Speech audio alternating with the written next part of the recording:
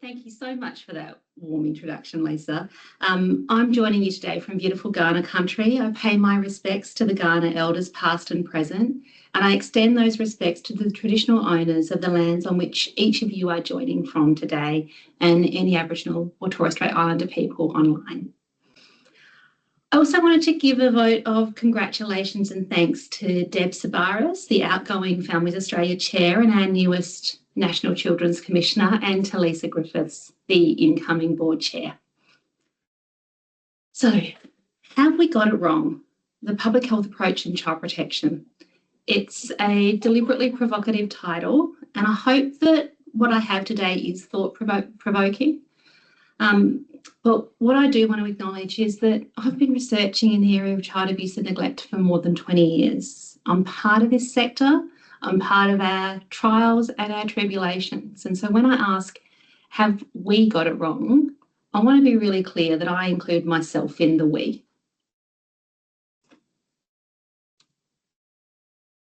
Oh, this is changing slowly. Okay, got it. So from the early 2000s, academics and leaders in Australia have called for a public health approach to be applied to the problem of abuse and neglect. And in 2009, these calls were formally heeded when the Council of Australian Governments endorsed the first national framework for protecting Australia's children. I know many of you online were around for that. I'm not the only one who's ageing in this system.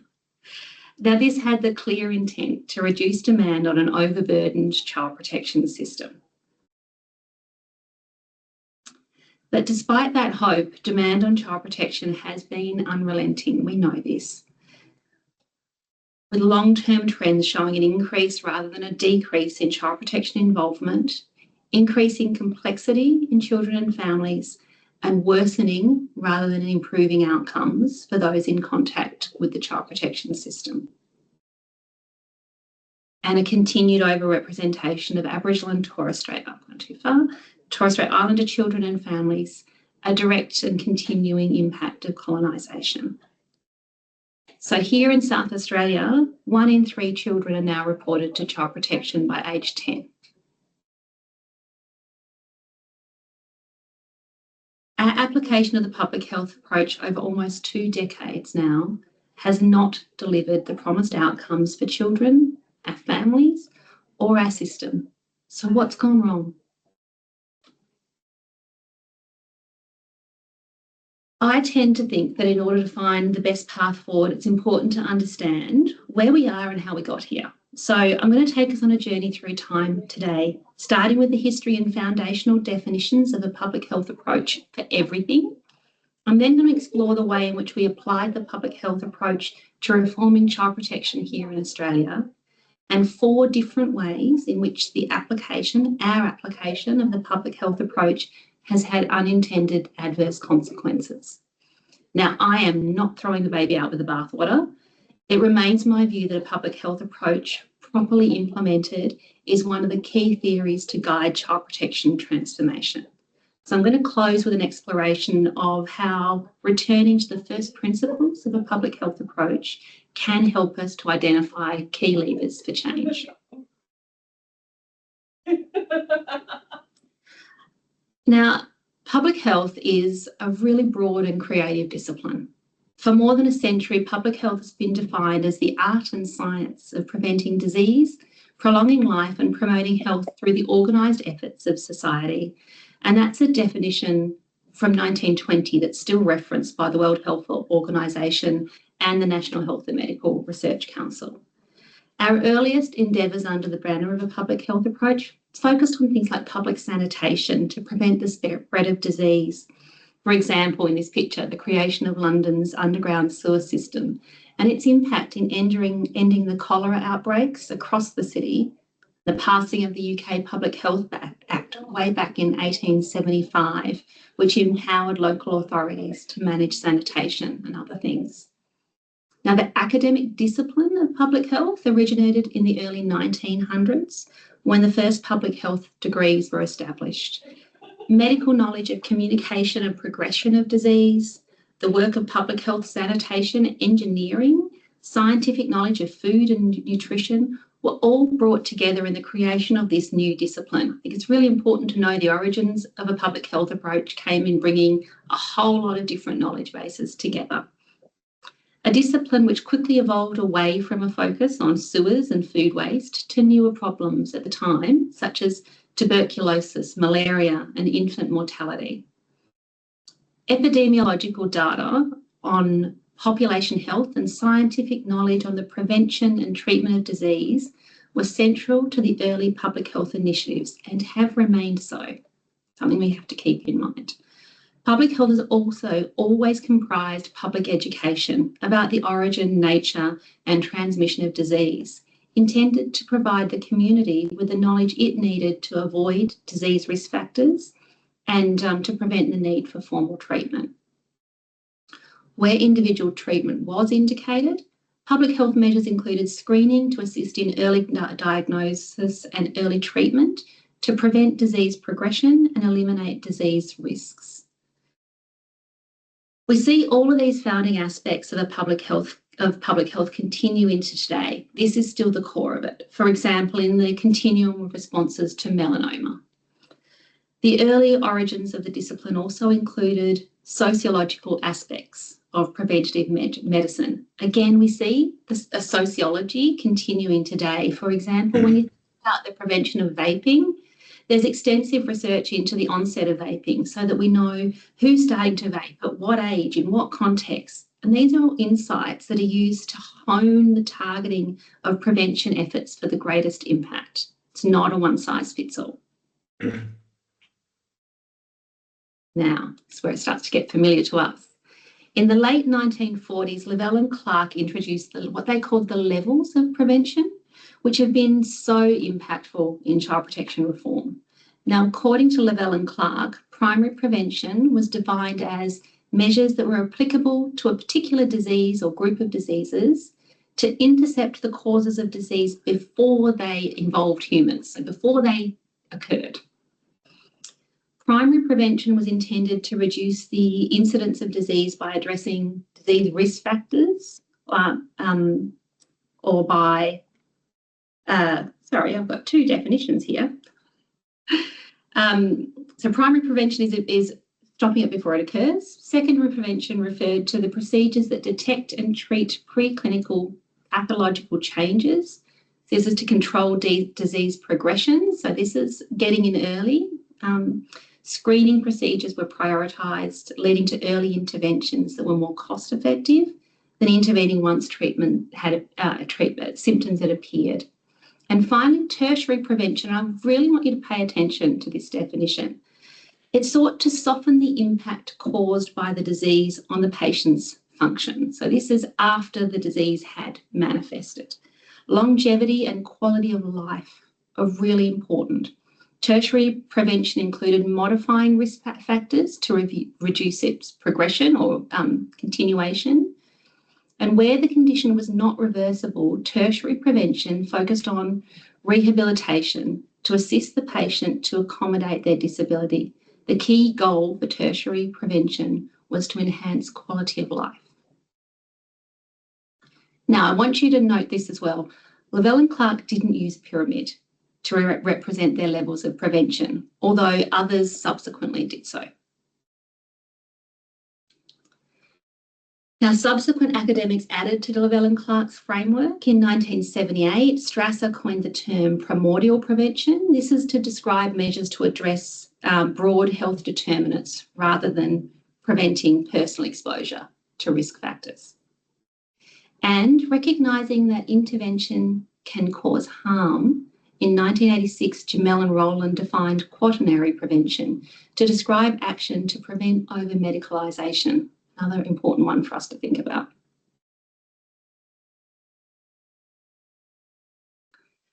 But how did we get from disease prevention to abuse prevention? It's very medical language so far. From its earliest origins, there was actually always a link between public health and social reform, where social issues were linked to public health outcomes.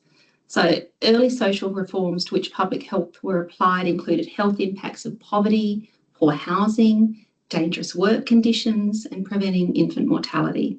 So, for example, government benefits during the Great Depression provided the population with the means to access food and avoid malnutrition. All right, I'm into child protection now. We got through the history. So by the early 2000s, child protection in Australia was a system in crisis. Notification to child protection services were rising astronomically. So between 2000 financial year and 2006-07, notifications in New South Wales increased from 30,000 reports per year, imagine that, to 190,000 per year. And while the total volume was lower, notifications in Tasmania increased at a rate of 34-1 in the same time period. There was a broad national consensus that urgent change was needed.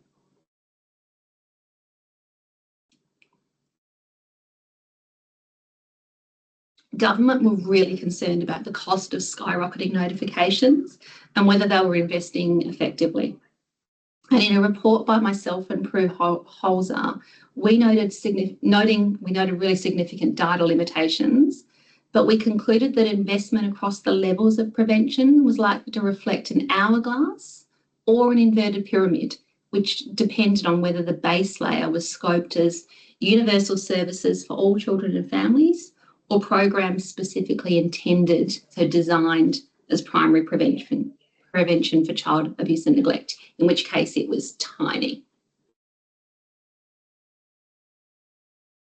Now, at that time, and informed largely by screening data from child protection services, it was assumed that the incidence of abuse and neglect was relatively low, but that there was a substantial proportion of families in need. There was a belief that creating alternative services and referral pathways for families in need would stop risks from escalating and prevent abuse and neglect from occurring before it began. And a growing body of reports and advocates at that time were calling for a public health approach. So as I noted in my introduction, that advocacy was heated in 2009. The first National Framework for Protecting Australia's Children formally endorsed a public health approach, and it stated that Australia needs to move from seeing protecting children merely as a response to abuse and neglect to one of promoting the safety and well-being of children. The framework states leading researchers and practitioners, both in Australia and Aboriginal health and community health. Yeah. Oh, someone needs to turn their mic off. Yeah. Aboriginal health coordinator. Have suggested that applying a public health model to care and protection will deliver better outcomes for our children and young people and their families. The national framework, like all of the key Australian reports and papers of that time, conceptualised a public health approach narrowly in terms of the levels of prevention. This was brought to life in this figure, where the framework describes the components of a system underpinned by a public health approach as comprising universal and preventative initiatives to support all families and children, such as education and health, early intervention services targeted to vulnerable families and children, targeted programs and services for at-risk families and children, and the statutory child protection system. The national framework specifically addressed the critique that protecting children was seen solely as the responsibility of statutory child protection departments. It articulated a role for state and territory departments across all three levels of prevention, but only articulated a role for the Commonwealth in primary and secondary prevention. There was no reference to epidemiology or evidence-based interventions. The concepts of primordial and quaternary prevention were also not adopted. Look, it wasn't perfect, but I was there and it felt like a giant leap forward. And this conceptualisation of the public health approach has, by and large, been the basis for our child protection reforms across Australia over the last 2 decades. However, our application of the public health approach in this way has resulted in unintended adverse consequences. I thought it was a giant leap forward, but the narrowness, some of those slight things that seem minor from an academic perspective, are big. many of which are actually counter to the intended goals of our sector of a public health approach. So I'm going to highlight 4 areas in which our definition of a public health approach tied narrowly to the levels of prevention has had unintended adverse consequences. Now, for clarity, I've tried to pull these 4 issues out and speak about them individually, but you'll see they're actually all interconnected in our conceptualisation. So the first issue, a core tenet of the public health approach is epidemiology, to identify the size of the problem, the nature of onset and progression, and the characteristics of who is affected. Until recently, we didn't have reliable estimates of the prevalence of abuse or neglect. It was assumed that the levels of prevention represented in the public health approach pyramid, so primary, secondary, tertiary, reflected the relative size of the populations. So we just assumed primary was the biggest, secondary was the second biggest, and tertiary was the smallest, without epidemiological data. This is an assumption that was reinforced by screening data from our child protection services, noting that they themselves admitted that they were overwhelmed, which really should have given us pause in using their decision-making outcomes as proxy incidence data. The ACMS is a nationally representative study of the lifetime prevalence of abuse and neglect. It uses widely accepted research definitions for abuse and neglect if you're a nerd enough to read the survey.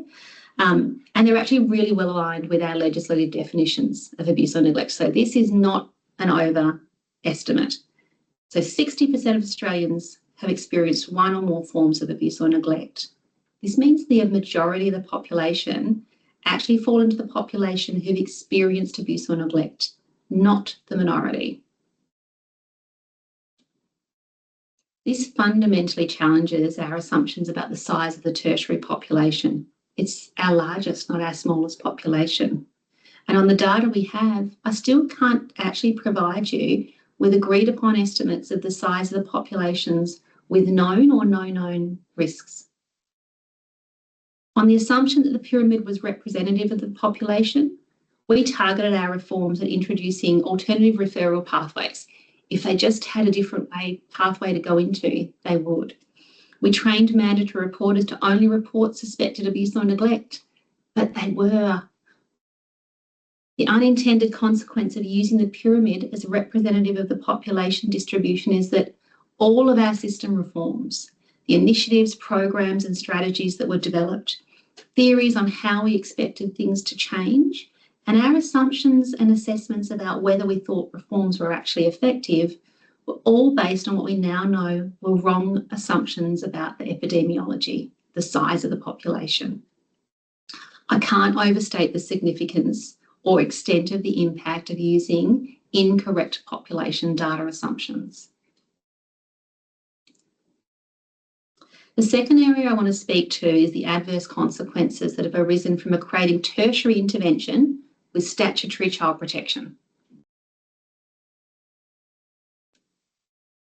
Child abuse and neglect does not equal child protection. Equating tertiary child protection with tertiary prevention with child protection, it perpetuates a myth that all child abuse and neglect needs a child protection response. And it accentuates a pathway from statutory intervention to child removal as the only treatment progression. Tertiary prevention, so equating tertiary prevention with child protection also dangerously narrows our conceptualisation of what a tertiary response is. It frames family support as secondary rather than as both secondary and tertiary responses. It renders invisible other measures that have a key tertiary prevention role, such as AOD, mental health and DV services. It minimises the need to invest in dedicated intensive preservation and reunification services. It ignores perpetrator treatment as essential in tertiary prevention, and it eliminates the tertiary therapeutic interventions for victim survivors across the lifespan. Rehabilitation to minimise health impacts and improve quality of life were core elements of the definition of tertiary prevention that was proposed by Lavelle and Clark, and it remains a critical missing gap in our service system. The size of the tertiary population as the largest rather than the smallest cohort in the levels of prevention compounds the negative consequences of our lack of attention to tertiary therapeutic prevention. The adverse impacts of equating tertiary prevention with child protection are actually significant. We haven't been advocating for therapeutic services as part of a public health approach. Children and families are not receiving these essential services, and we're not even recognising the gap. At an individual level, we're failing to uphold the rights of victims of violence, abuse and neglect to adequate care.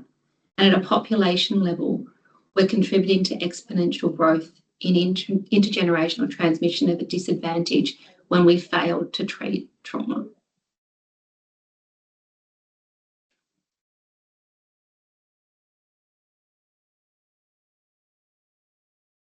Moving on now to the unintended adverse consequences of the application of the public health model to involuntary services. The public health approach was developed for voluntary health interventions. The theory doesn't directly engage with coercive interventions or the use of statutory powers. Child protection legislation providing legal powers for intervention are an important part of a system for responding to abuse and neglect.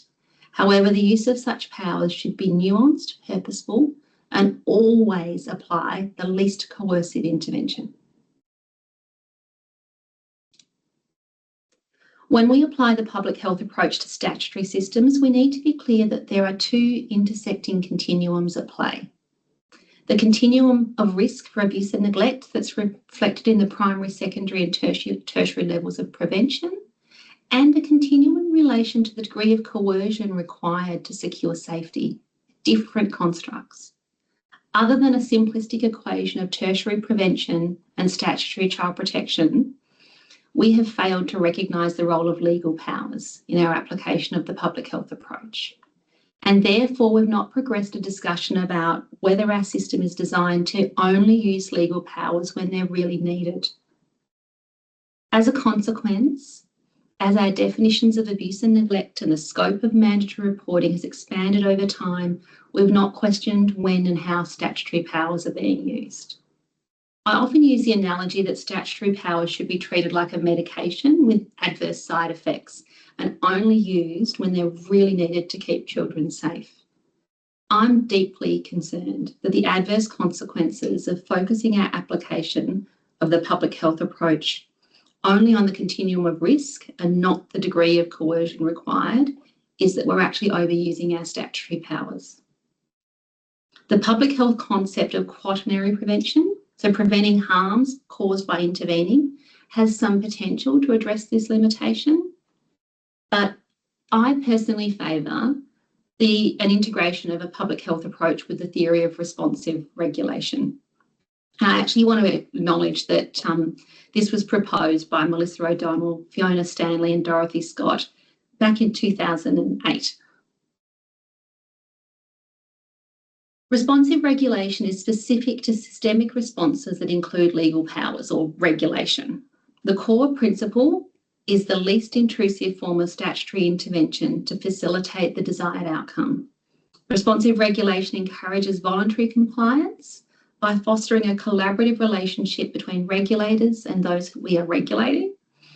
Regulation states with the less coercion, we want to use less coercion and less interventionist measures such as education, persuasion, and in some cases they use warnings, only applying coercive responses when all other options have been exhausted.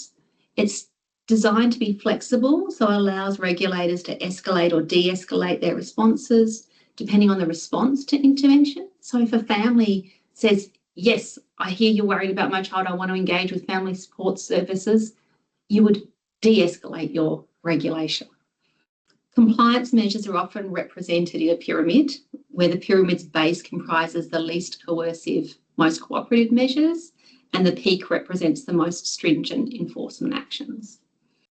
Responsive regulation has been applied to a range of issues, so road transport safety, juvenile justice, work and health safety, and Braithwaite, Harris and IVAC back in 2009 actually applied responsive regulation to statutory child protection in a theoretical paper.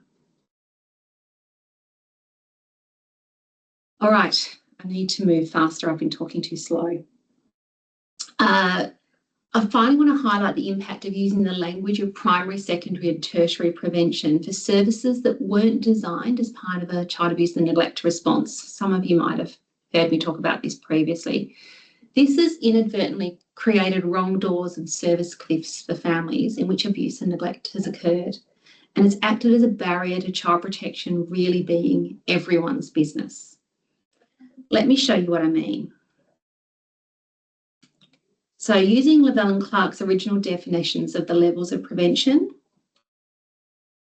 primary prevention refers to measures to prevent abuse and neglect in the population of children and families with no known risks for abuse or neglect. Secondary prevention is for families with known vulnerabilities for abuse and neglect.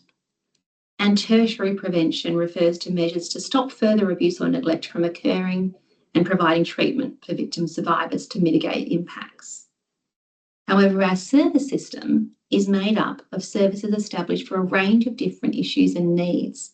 Universal services describe services, supports and interventions without eligibility criteria, universal, such as primary healthcare, education, childcare. Children and families need to be able to access universal services regardless of where they sit on a continuum of risk for abuse or neglect. Now, the service system also comprises targeted services, services and supports with an eligibility criteria, such as allied health, disability, family supports. Now, disability services, for example, could be providing supports to children in families with no identified risk for abuse and neglect, right through to children in care.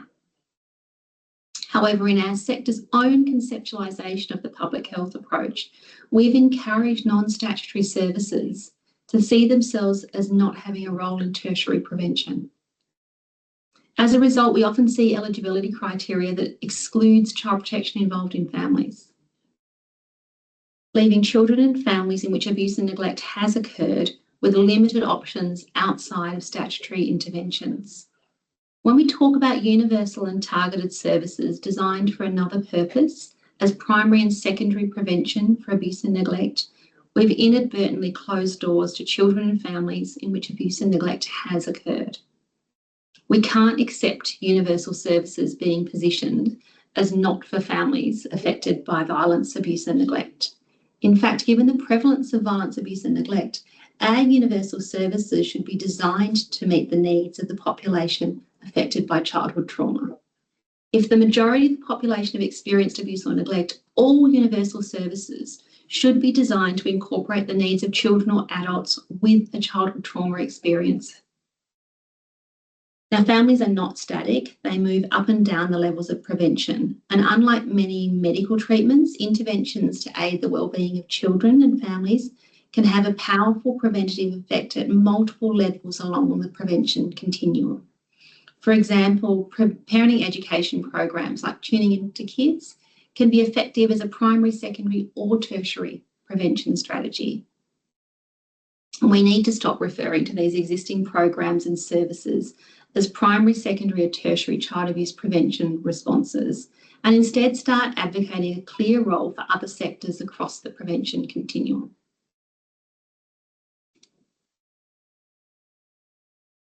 So did we get it wrong in the application of a public health approach to child protection? Well, yes and no. Yes, there have been unintended consequences in a narrow application of the public health approach. But the problem wasn't the public health model, it was our implementation. In my view, and the view of my colleagues at the ACCP, we think the public health approach remains a fundamental theory for driving systems redesign to enhance our response to children's safety and wellbeing. But we have to revisit the first principles of the public health approach and move forward with care. So what would that look like? And Lisa, am I right in thinking I've got 5 minutes?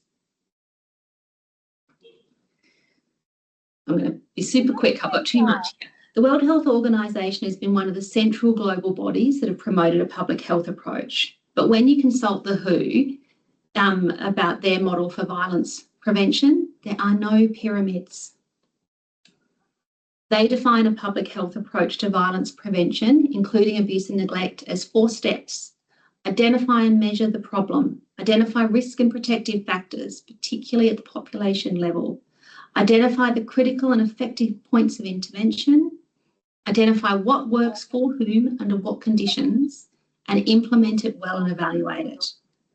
Across all 4 steps, you want to be cognizant of the need for interventions across a continuum of risk and need, and that population level and early interventions are preferable in terms of both cost efficiency and outcomes for individuals and the wider community.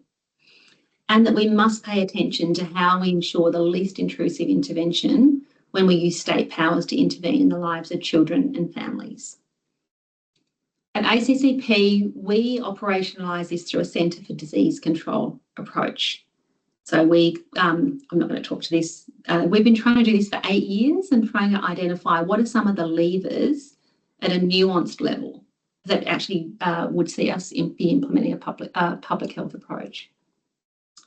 So large population level initiatives to address housing, cost of living, the production and availability of methamphetamines, creating employment, reducing the incidence of domestic violence, enhancing online safety, addressing poverty. These are all really important population level initiatives. But the key population policy level area that we've focused on has actually been the population area of mandatory reporting. We think this is an area for transformation. If we actually, I've said all this, we need population level initiatives that shift us to be more purposeful when we report to child protection, and to actually apply the principle of least intrusive intervention when we are making a report. Shouldn't be reporting families who are help seeking. Opportunities for change here are going to be jurisdiction specific because of our laws, but there are opportunities to change our approach to child protection within our existing legislative frameworks. Outside of mandatory reporting, the next biggest issue that pushes families into child protection is unmet need. We need to continue to grow our evidence base for what works for whom, under what circumstances, particularly for under-researched population cohorts. We also need to continue to build our data infrastructure to be able to quantify unmet need and the cost benefits of effective intervention.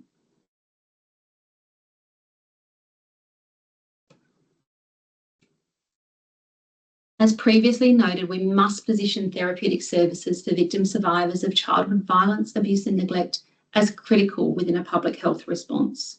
When we fail to treat trauma and its impacts, we fail to uphold the rights of victim survivors and to disrupt the long-term impacts of abuse and neglect.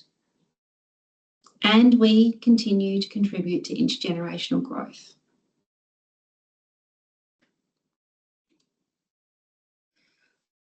A Centre for Disease Control approach, or a public health approach, embeds epidemiological evidence at its foundation to identify priority populations and optimal windows for intervention. So we have undertaken research to better understand the characteristics of families reported to child protection, their trajectories, their needs. In a public health approach, this is really important for identifying our highest impact targeted responses.